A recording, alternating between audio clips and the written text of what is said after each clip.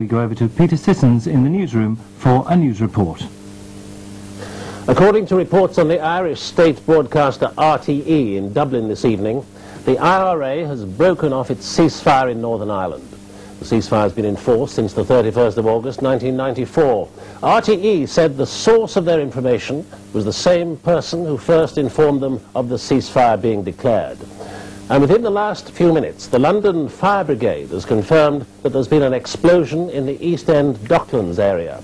Eyewitnesses said they heard a huge blast just after 7 o'clock this evening. There's no confirmation as yet whether the explosion was caused by a bomb. So just to recap what has happened, at about 1 minute past 7, an explosion rocked East London's Docklands area of Canary Wharf.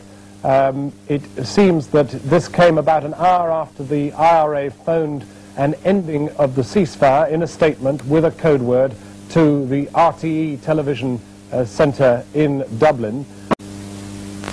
A bomb went off at Canary Wharf in East London this evening, a short time after the IRA reportedly declared its ceasefire over.